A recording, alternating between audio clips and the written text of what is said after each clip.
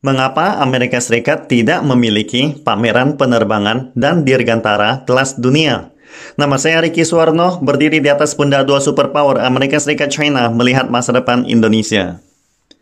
Pameran penerbangan dan dirgantara Zhuhai Air Show, China telah menjadi ajang tawar-menawar jual beli pesawat canggih di banyak media mainstream dunia baru-baru ini. Saat ini ada 5 pameran penerbangan dan dirgantara utama di dunia. Di antaranya, Zhuhai Air Show China adalah bintang yang sedang naik daun dalam hal jumlah peserta pameran, skala bisnis, dan pengaruh di dunia. Selanjutnya ada Paris Air Show di Perancis, Farnborough Air Show di Inggris, Moscow Air Show di Rusia, dan Singapore Air Show. Mereka adalah top 5 air show kelas dunia. Ada netizen yang bertanya, Amerika Serikat sebagai kekuatan militer dan dirgantara terkuat dunia, mengapa tidak memiliki pameran penerbangan dirgantara kelas dunia?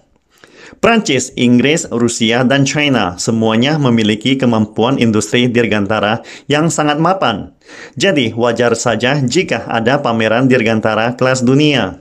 Tetapi, Singapore Air Show dan Dubai Air Show adalah pengecualian. Karena baik Singapura maupun Uni Emirat Arab tidak memiliki kemampuan sistem industri penerbangan yang lengkap, tetapi memiliki pameran dirgantara yang cukup terkenal.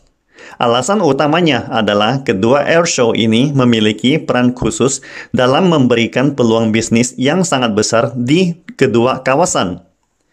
Berbicara tentang pameran dirgantara, jika kita melihat dari sudut pandang yang lain, mungkin ada pameran dirgantara lain yang patut diperhatikan. Misalnya, jika Anda ingin melihat pameran pesawat paling banyak, maka pergilah ke Experimental Aircraft Association atau EAA di Wisconsin, Amerika Serikat, yang dulunya lebih dikenal sebagai Fly-In Convention. EAA hari ini masih merupakan acara yang sangat besar bagi para pecinta dunia dirgantara. Konon kabarnya EAA setiap tahunnya menarik lebih dari 10.000 pesawat berpartisipasi dengan 500.000 penonton. Jika Anda ingin melihat pertunjukan pesawat militer, maka tempat terbaik adalah Angkatan Udara Royal Air Force di Fairford, Inggris. Ini adalah lapangan terbang siaga yang memiliki landasan pacu yang cukup panjang untuk pendaratan pesawat ulang-alik, di mana para penggemar pesawat militer dapat terhibur. Bila berbicara tentang sejarah air show, apakah ada pertunjukan udara yang lebih tua dari Paris Air Show? Jawabannya adalah Berlin Air Show. Berlin Air Show paling awal dapat ditelusuri kembali ke paruh pertama tahun 1909, yang memang lebih awal dari Paris Air Show. Pameran dirgantara yang diselenggarakan di Frankfurt pada waktu itu kemudian berkembang menjadi Air Show Berlin. Tetapi Air Show ini jarang disebutkan, baik di Inggris maupun di Prancis. Alasannya sangat sederhana, karena Berlin Air Show hari ini tidak memiliki kepemimpinan pameran dirgantara kelas dunia. Karena kemampuan integritas dan kapabilitas sistem industri penerbangan Jerman saat ini tidak dapat dibandingkan dengan Inggris dan Prancis, apalagi China dan Rusia. Hal ini dikarenakan dukungan di balik pameran penerbangan dan dirgantara adalah kekuatan komprehensif industri dirgantara suatu negara. Meskipun Berlin Air Show masih diadakan hari ini, tetapi mereka hanya dapat dianggap sebagai pertunjukan udara skala kecil di wilayah tersebut. Selain itu, ada juga jenis kegiatan bertema penerbangan yang patut diperhatikan, yaitu The First Major International Flying Meet, yang juga diadakan di Prancis pada awal tahun 1909.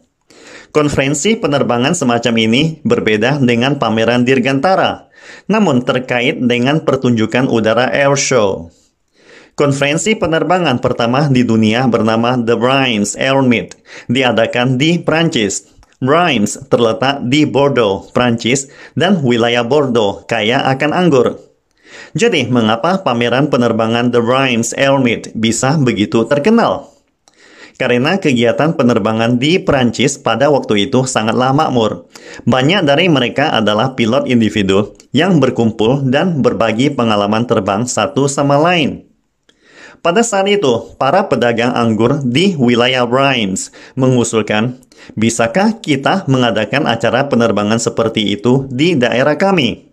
Alhasilnya, The Reims Airmeet membawa popularitas yang mendorong pariwisata dan industri anggur di wilayah Bordeaux. Ide bagus itu masih belum ketinggalan zaman bila dilihat hari ini. Karena masih banyak acara penerbangan pada awalnya masih didorong oleh kekuatan regional untuk mengembangkan pariwisata dan industri di wilayah tersebut.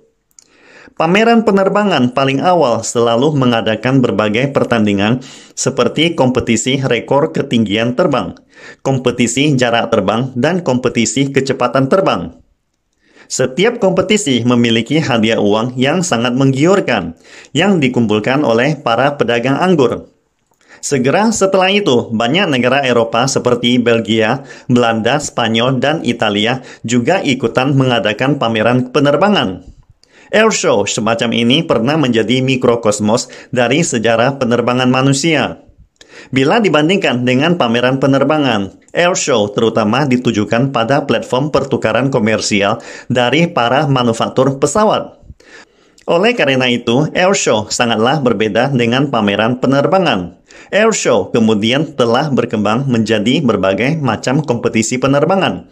Sebagai contohnya Schneider Trophy, yang juga merupakan kelanjutan dari acara bertema airshow. Kesimpulannya, mengapa Amerika Serikat tidak memiliki pameran penerbangan dan dirgantara kelas dunia? Jika IAA terpaksa dikategorikan sebagai pameran penerbangan dirgantara, di mana pameran ini lebih merupakan pertemuan yang diselenggarakan oleh para pilot sipil.